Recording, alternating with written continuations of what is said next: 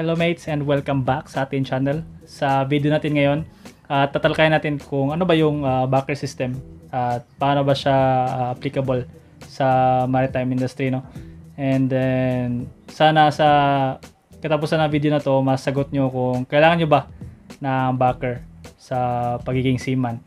And tara, samahan nyo ako sa ating discussion.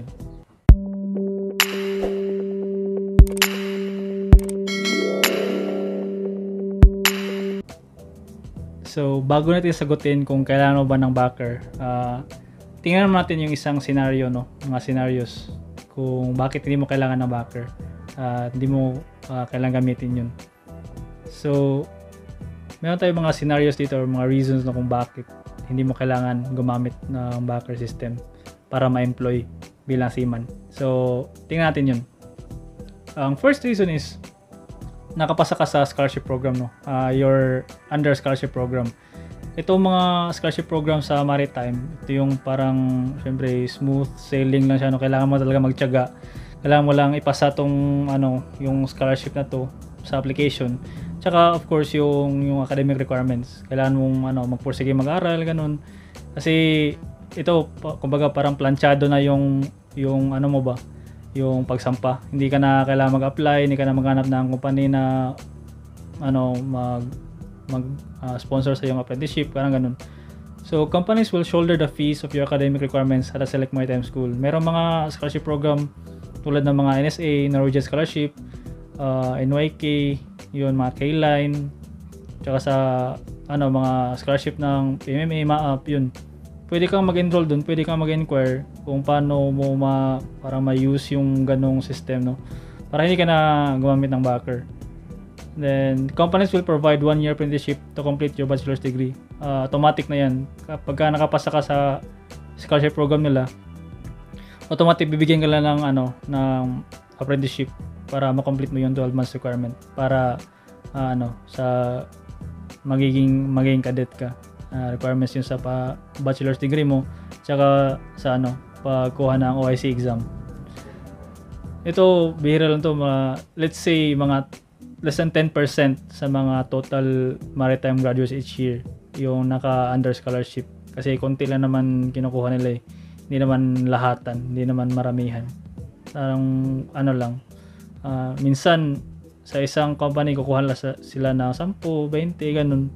Tsaka kung makuha ka nun, syempre ang mo na, swerte mo na, kumbaga.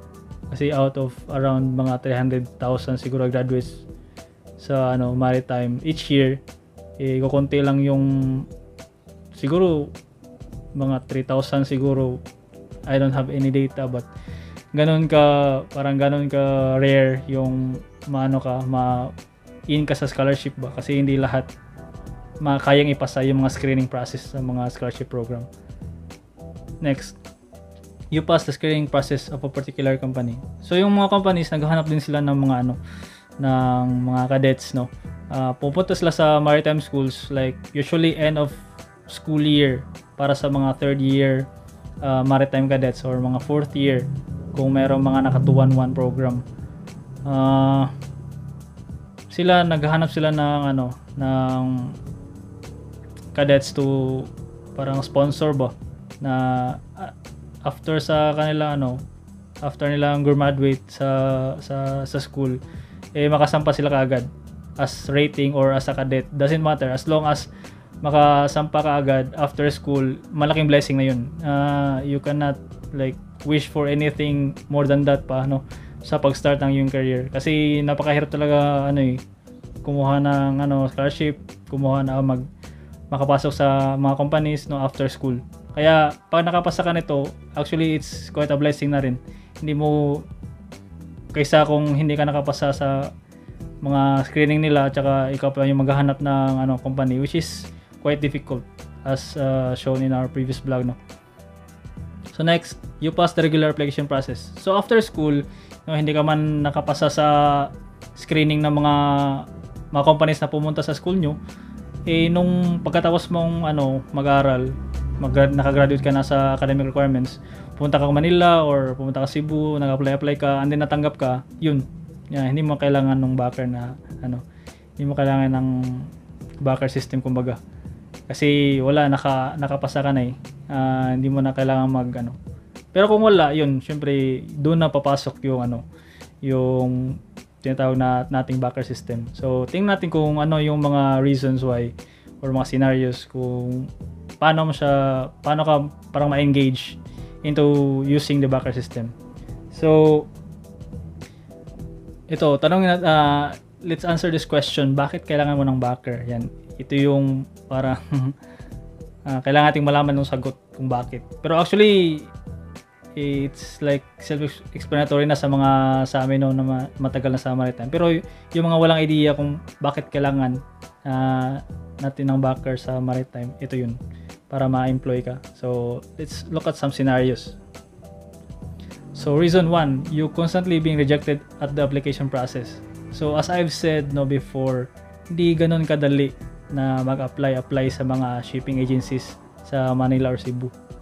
Kasi, meron silang, meron silang hidden na parang requirement na you need some referrals, kumbaga, or you need someone na nandun na mismo sa company na yon, sa loob, na magre-refer sa iyo na papasukin niyo tong tao na to dahil mag-apply yan. Parang i-refer ka, parang ganun. Hindi naman sure na makapasok ka, but at least you can come in, like file for application process, parang ganun. Kasi meron mga seaman na hindi papasukin talaga sa office parang hinihingan ng something ba, may hinihinging pera or may hinihinging referral, parang ganun. So it's quite difficult to start the application process pagka ganun pa lang, hindi ka na makapasok sa office. So parang like denied ka agad na hindi ka pa nga nakapag-apply, kumbaga. So merong mental toll yun merong parang ni-reject ka, wala ka ng pag-asa, ganun. Parang pagka sabihin nila na always ka nang na-reject, magto-total yun sa sa mental part ng application na wala nang pag-asa nito, parang ganun. Kasi nahihirapan ka na, tapos malaki ng gastos ng parents mo. Yun, hindi mo maiwasan na parang maghanap ka na lang talaga ng backer ba, para like you have a chance, maybe a slight chance man lang na matanggap at makaproceed sa application process. So shipping agencies does not accept any application if there is no referral from within the company or any other trusted person. So hindi lang from inside the company, meron din outside parang kilala na hindi naman personality, pero personnel ba ng crewing manager o kilala niya personally na mag-refer sa iyo na ito papasukin mo, parang ganun. So meron din ganyang cases. So next, reason number 2, your certificates are about to expire. So every 5 years, syempre mag-renew tayo ng mga certificates natin, and hindi mo maiwasan na parang after 5 years hindi ka pa rin nakasampa. So it's quite an expense ba na mag-renew ka na naman without any like signs of employment, no? So you might as well like ask for help for like sa friend mo or sa relative mo na employed na like i-refer ka man lang to apply ba, kasi syempre ma-expire na yung certificates mo, magte-training ka naman, hindi ka naka-meet sa service requirements, and another expense na naman, and if naka-stay ka pa sa Manila, so another burden na naman yun. So you need to like ask for help talaga with all the help you need or with all the help you can find. So your certificates are about to expire and you have not gained any experience yet. Yung mga ganun. Meron kasing full course na ipapatake yung marina pagka hindi mo na meet yung requirements, no. Kailangan mong mag-undergo uli ng maybe mga full training courses, kumbaga wala kang sea service experience, like parang ganun, it will cost you like maybe close to 10,000 more pesos, no. It's quite an expense na naman, and then syempre yung border lodging mo pa. So imagine the what do you call this, the hassle and all these difficulties, no, you're trying to experience kasi hindi ka maghanap ng backer. So as a resort, no, maghanap ka na lang talaga ng backer na maghanap sa'yo nung parang referral ba, na i-refer ka into some agency na okay, pa-apply nito, garang ganun. Kasi hindi madali yung yung pag-apply na mag-isa ka lang na wala kang pangalan, ganun. So next reason, so you're getting old. Hindi naman yung energy natin from after graduation and then 5 years later is the same. It's not the same. So inisip ko rin kung may chance ka pa ba makasampa, or hindi mo talaga for the first 5 years hindi ka naghanap ng backer. Parang you tried by your own ba, by your own experiment, nagtry ka na maghanap ng employment by your own, na hindi ka maka-restore sa iba, hindi ka parang magtanaw ng utang na loob, yun, parang ganun. So like I've said here, it's been 10 years since you graduated school and there's no employment opportunities for you. This is quite exaggerated, 10 years, but there are some na parang 10 years na sila, almost 10 years na naghahanap ng ma-applyan, wala pa rin. So it's quite, it's devastating ba, kumbaga, kasi sa mahal ng tuition mo sa school, hindi mo lang mabawi yung tuition na yun. So parang lugi ka pa sa degree mo, no? And hindi talaga, kasi syempre as you grow older, meron ding mga meron ding mga other areas sa life mo na nag-unfold, like kumbawa magkapamilya ka na, hindi mo naman pwedeng i-stop yung yung yung other sides sa life mo kung hindi ka hindi ka maka-proceed sa paghahanap ng opportunity on board. Kaya yan, mayroong mga ganyan na nagre-resort na lang into finding a backer. So marami talagang factors, hindi mo maisa-isa, pero ito yung mga reasons, no? Ito lang yung some of the reasons why. Reason 4, you have a friend, relative that is already employed. Ito yung parang meron kang bigger chance into being employed also, kasi i-refer ka nila if you ask for help. Kasi hindi naman sila mag-refer sa iyo kung hindi ka makikipag-usap sa kanila na you need someone to back you up ba.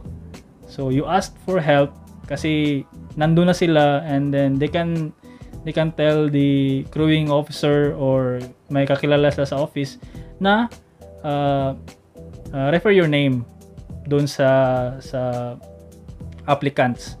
Kasi as I've said, na hindi lahat ng shaping agencies tumatanggap ng walang referral from other person or other trusted employee. Okay, so some of the things na kailangan mong parang before you take up maritime courses, transportation or engineering, kailangan meron ka ng parang contact ba. Hindi naman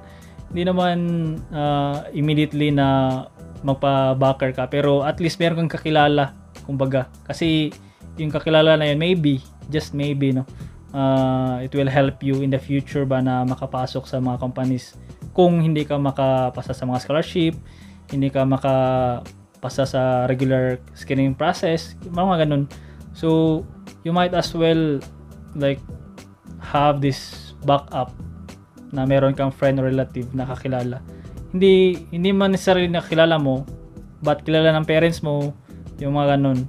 Kasi I tell you, it's not easy to be employed sa pagiging seaman, no. Kailangan mo ng parang luck na rin, kailangan mo ng parang concentration or drive ba, perseverance na magpursue or magpursige para makasampa, para man lang mabawi mo yung gastos ng parents mo or kung sino man gumastos sa iyo sa college.